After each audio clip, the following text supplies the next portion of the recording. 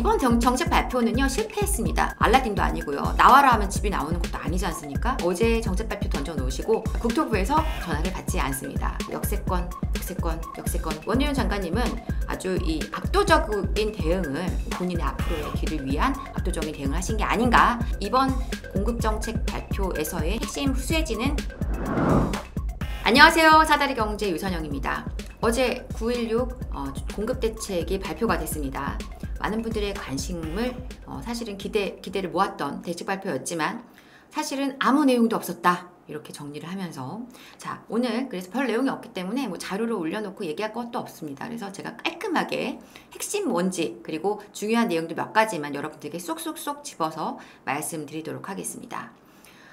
일단 첫 번째는요 간단하게 정리하면 공급을 늘려주겠다라는 것입니다. 빠르고 좀 더 양을 많게 빨리 하고 많이 하겠다라는 것이지만 실제적으로는 입으로만 공급을 외치고 있는 상황이 별반 다르지 않습니다. 그래서 그냥 심리적인 안정을 좀 해라. 너희들 좀 그만 걱정해. 공급을 내가 빨리 잘할 테니까 좀 이제 제발 좀 그 얘기 좀 그만해 줬으면 좋겠어. 내가 편안하게 빠르게 할 수 있도록 노력할 테니까 라고 이해하시면 될 것 같고요. 두 번째는 건설사들에 대한 사업을 좀 더 좀 편안하게 진행할 수 있도록 PF라든가 이런 부분에 대한 보증을 좀 넓혀준다든지 이러한 것들이 건설사들을 위한 정책이 좀 나왔고요. 세 번째는 결국은 또 정비사업에 대한 얘기가 있습니다. 그래서 이 내용인데 제가 조금 더 아주 중요한 내용들이 몇 가지 있기 때문에 짚어드릴 거고요. 자 이번 정책 발표는요 실패했습니다. 왜냐하면 처음부터 수요를 진작시키지 않는 정책 발표하겠다라고 했을 때부터 사실은 수요 진작시키지 않고 그럼 공급을 지금 바로 뭐 물건 만들어서 알라딘도 아니고요. 나와라 하면 집이 나오는 것도 아니지 않습니까? 네, 그래서 이미 거기서부터 이것은 뭐 더 이상 추가적인 어떤 공급 대책이 빠르게 될 수 있는 공급 대책은 나오기 어려웠어요. 그런데도 사람들이 기대를 했습니다. 왜 기대를 했을까요? 이렇게 얘기하셨거든요. 바로 이렇게 주택 공급이 위축 초기 비상 상황이다. 이렇게 얘기하시면서 충분히 압도적으로 대응하겠다. 압도적으로 이렇게까지 얘기를 하셨기 때문에 뭔가 나올 수도 있겠다. 혹시 우리가 예상하지 못했던 그 무엇이 나올 수도 있겠다. 그래서 많은 예상 시나리오들이 뭐 여러 가지 카톡방이라든가 뭐에서 여기저기서 굴러다니는 내용들이 많이 있었습니다. 그럼에도 불구하고 네 실제적으로는 내용이 나온 것이 없다. 제가 내용 중에서 좀 보다가 궁금한 사항이 있어서 국토부에 전화를 걸어봤어요. 네, 아무도 받지 않습니다. 네, 어제 정책 발표 던져 놓으시고 다들 이제 귀경길 나서신 것 같아요. 네, 전화를 받지 않습니다. 국토부에서 전화를 받지 않습니다. 네, 그래서 제가 궁금한 부분을 조금 훼손하지 못했지만 핵심적인 내용을 몇 가지 짚어드리면은요. 자, 일단 공급에 대한 부분입니다. 공급은 3기 신도시에 대한 물량을 2만 정도를 더 추가 확보하겠다는 것인데요. 어떻게 확보하느냐? 녹지를 조금 깎아내고 용적률 좀 올려서 그래서 좀 더 규모를 확장하겠다. 그래서 한 2만 호 정도를 더 추가 공급하겠다라는 게 내용이에요. 그리고 좀 더 시기를 당겨서 택지지구에 대한 그 발표도 빠르게 하겠다. 좀 빨리 발표하고 빨리 속도를 당기고 조금 더 늘려줄게 라는 것입니다. 그런데 사실 3기 신도시 이미 지금 이미 돼 있는 것들도 진행이 안 되고 있잖아요. 뭐 지금 착공 들어가야 되는 것들도 다 놀고 있습니다. 그리고 뭐 남양주라든가 주요한 지역들 공급 진행될 것들은 아직 착공도 다 내년으로 미뤄져 있는 상태예요. 이 상태에서 또 추가적으로 더 그 물량을 늘려준다고 한들 지금 진행되는 것만 잘해도 사실은 돼요. 빨리 되지 못할 뿐이죠. 이미 그렇게 됐기 때문에. 그래서 이미 이 부분은 그냥 어떤 약간 심리적인 부분을 안정시켜주겠다라는 것이고 사실 3기 신도시는 제가 여러분들께 늘 말씀드리고 있지만 그 어떤 공급 시기도 많이 늦어질 것이고 가뜩이나 이제 그 매력적인 어떤 입지적인 매력이 조금 떨어지는 지역들도 많이 있는 상황 속에서 어떤 인프라가 갖춰지지 않은 상태에서 또 이제 녹지 여건까지 또 깎이고 용적률까지 빽빽하게 올리면 더 매력도는 떨어지겠죠. 그래서 이게 과연 공급을 빨리 하겠다는 지금 이 어떤 목적에는 부합할지 모르지만 좋은 주택을 공급하는 양질 주택을 공급하는 부분에 있어서는 또 약간의 이제 문제가 생기는 것이다. 이렇게 판단을 합니다. 그래서 매력 있는 정책 발표 내용이 공급에 대한 부분은 없었다. 이렇게 정리하면 되겠고요. 자, 두 번째는 이 건설사업자들에 대한 PF에 대한 지금 어떤 보증 규모를 좀 넓혀주겠다. 이런 내용들이 발표가 됐는데요. 지금 이제 작년에 인허가를 받아놓고 올해 착공을 들어가지 못하고 있는 그 물량이 34만 호가 넘습니다. 규모로는 거의 63%가 넘어가는 그런 규모가 작년에 인허가 해놓고도 착공이 안 돼서 지금 공사가 멈춰 있는 상태인 거죠. 자, 정부는 이제 사실은 건설사들이 좀 빠르게 집을 지어서 분양을 하고 공급을 했으면 좋겠는데 뭐 여러 가지 공사비 문제부터 해서 문제가 많잖아요. 그러니까 자금에 대한 조달을 좀 원활하게 할 수 있도록 PF 대출 규모를 좀 넓혀주는 거, 그리고 거기에 더해서 이 공사비 분쟁에 대한 부분을 해결할 수 있도록 표준계약서를 갖다가 마련하겠다, 이런 내용이 지금 나왔습니다.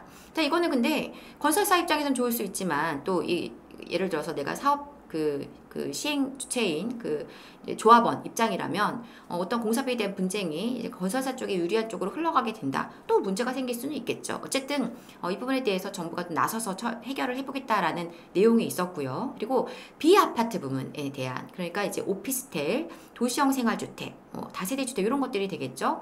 여기에 대한 어떤 서민 주거의 사다리 역할을 하는 이 주택 규모를 좀 늘려갈 수 있도록 그에 대한 혜택을 주겠다 하면서 나온 게 아주 중요한 게 있습니다. 바로 역세권.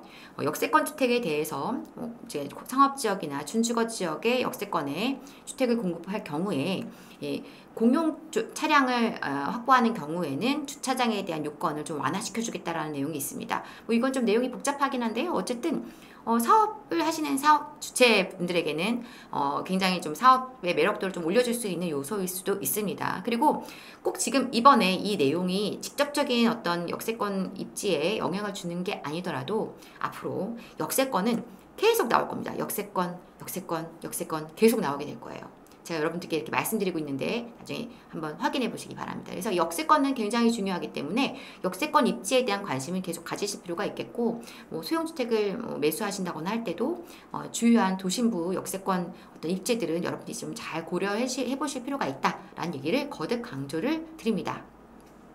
자, 그리고 중요한 내용이 또 있습니다. 바로 무주택 어떤 자격을 계속 유지할 수 있는 무주택 어떤 집은 집인데 무주택, 간주주택으로 볼 수 있는 기준을 지금 좀 늘려주는 내용이 나왔습니다. 이건 중요한 거예요. 그래서 피아파트의 경우에 무주택으로 간주할 수 있는 공시가격이 기존에는 1억 3천만 원 이하였습니다. 수도권 기준으로. 근데 이제 1억 6천만 원, 공시가격 1억 6천만 원 이하의 피아파트라면 무주택 자격을 유지하면서 청약에 응할 수 있도록 만들어주겠다는 겁니다. 지방의 경우에는 8천만 원에서 1억으로 그 기준을 좀 넓혀주는 그러한 내용이 나왔어요. 이건 중요한 부분이죠. 그리고 또 이제 이 청약에 대한 어떤 범위도 좀 더 확대가 됐습니다. 그전에는 민영주택에 대한 일반 분양만 가능했었다면, 일반 공급만 가능했다면 이제는 민영 그리고 공공, 일반 특별 공급 모두에 다 청약할 수 있는 기회가 주어진다. 어떤 범위도 넓혀주는 부분이다 보니까 굉장히 좋은 내용이긴 합니다. 예를 들자면 내가 자녀 앞으로 원룸 빌라 같은 것들을 증여를 해줬는데 이게 주택으로 간주되는 것 때문에 못했다. 그런데 따져보니까 공시가격이 1억 6천만 원 이하이면 자녀분이 무주택 자격을 가지고 청약할 수 있는 상황이 된다라는 것입니다. 그래서 이 부분은 이제 주택의 여러 가지 비아파트, 오피스텔이라든가 다세대 주택, 빌라 이런 것들은 조금 수혜를 볼 수 있는 부분일 것 같고요. 더불어서 이제 추가적인 매수를 하시는 부분에 있어서도 나쁘지는 않은 어떤 전략으로 작용할 수 있다. 실거주를 위해서 내가 조그만 집 하나 사놓고 청약은 또 그대로 유지할 수 있는 그런 환경이 될 수 있습니다. 다만 이 공시가격 1억 6천만 원이라는 기준은 시세로 치면 한 2억 중반, 2억 4천에서 5천 정도 될 것 같습니다. 그러면은 사실은 서울에서는 이러한 가격대의 주택이 그렇게 많지는 또 않다라는 점을 감안하실 필요는 있겠죠. 그래서 수도권 기준이긴 하니까 참고하실 필요가 있겠고 중요한 내용이 될 것 같고요. 자, 세 번째는요.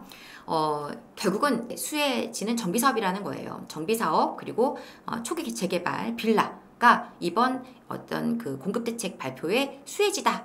늘 그래왔었습니다. 최근에 제가 늘 여러분께 드려왔던 내용인데, 왜냐하면 결국은 서울에 지금 아니면 수도권에 또 매력적인 입지에다가 신규 주택 공급하려면 정비사업 지금 하고 있는 것들이라도 잘하면 좀 더 속도를 당길 수 있잖아요. 그래서 이제 기존에 진행했던 것들에 대한 사업 진행 속도를 좀 당길 수 있도록 그런 여러 가지 절차를 간소화하겠다, 할 수 있도록 만들어주겠다. 그래서 뭐 이렇게 아까 얘기 드렸던 공사비 그 분쟁 같은 경우에도 적극적으로 나서서 전문가들을 투입해서 이러한 어떤 절차들을 좀 더 그 분쟁을 해결할 수 있는 어떤 방향들을 마련해주겠다. 그리고 이 어떤 사업 진행에 대한 여러 가지 어떤 문제점들, 그런 절차들에 생기는 문제들을 최소화시킬 수 있도록 적극적으로 지원하겠다라는 내용이 이 정비 사업에 대한 내용이라고 보시면 되겠습니다.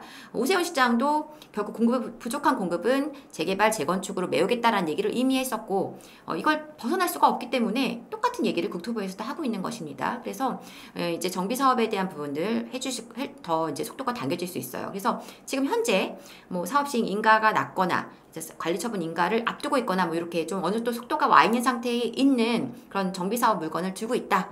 이제 이런 것들은 좀 속도가 빨리 가져가질 수 있는 그런 상황이 되는 것이고요. 뭐 속속들이 지금 계속 뭐 오늘도 보니까 노량진 5구역에 대한 또 내용도 나왔던 것 같고, 어제는 또 음마아파트 조합 설립 인가가 났고, 이렇게 진행들을 좀 당겨주고 있는 그런 상황이다 보니까 이런 부분에 대해서 이제 조금 우리가 수혜를 기대해 볼 수 있는 부분이다. 물론 시간이 많이 걸릴 수 있지만 이러한 지금 다급한 어떤 정부의 상황 속에서는 정비 사업들의 속도를 좀 최대한 당길 수 있는 환경들이 만들어지지 않을까.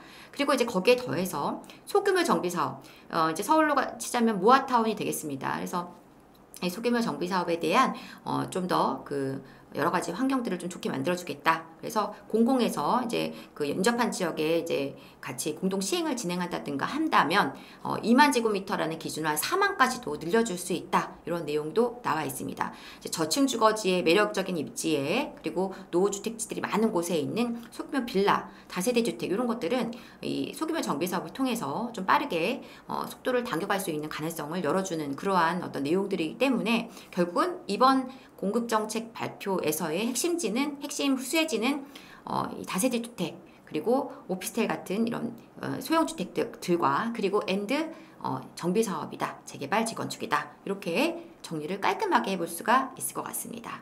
자, 이번 정책 발표 뭐 여러 가지 수요 진작하지 않는 정책이 되면서 사실상 매력이 많이 떨어졌고요. 뭐 재건축 초과이익 환수제라든가 여러 가지 지금 산적한 문제들에 대해서도 빠르게 하겠다라고만 하지 정확한 어떤 그 내용들, 공급에 대한 부분도 정확한 시기라든가 이런 것들이 지금 다 빠져 있다 보니까 뭐가 나왔는지 모르겠는 이러한 지금 정책 발표가 돼버렸는데요.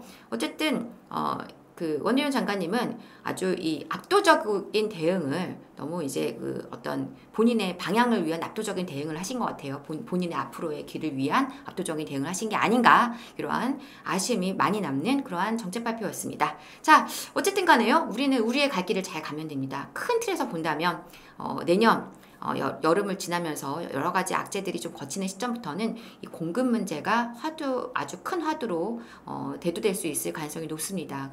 그렇기 때문에 여러분들이 큰 틀에서의 방향성을 잘 잡아가시고요. 중간중간 튀어나올 수 있는 여러 가지 이제 어떤 작은 악재들이 계속 튀어나올 수는 있지만 큰 방향성에서는 정확하게 지금 흐름은 이 공급 문제로 귀결될 가능성이 매우 높다라는 점을 거듭 강조하면서 앞으로의 시장 상황도 제가 꾸준히 여러분들께 안내를 드릴 거고, 이 공급 문제에 대해서는 제가 지금 여러 가지 내용들을 가지고 아주 미세하게 세세하게 좀 내용을 찾아보고 있습니다. 그래서 좀 더 명확한 내용들로 여러분들께 시원한 갈증을 해결해 드릴 수 있는 내용을 다음 시간에 또 준비해서 말씀 나누도록 하겠습니다. 자, 또 긴 연휴 기간 동안에 가족들, 친구들과 만나서 좋은 말씀 많이 나누고 즐거운 시간 많이 가지시고 맛있는 음식 또 많이 나누시면서 풍요롭고 아주 행복한 한가위 지나가셨으면 좋겠고요. 저는 연휴의 마지막 날인 10월 3일 화요일날 라이브 시간에 여러분과 다시 만나도록 하겠습니다. 여러분 그때까지 편안한 연휴, 즐거운 연휴, 행복한 추석 보내시기 바랍니다. 지금까지 유선영이었습니다. 여러분을 응원합니다. 감사합니다.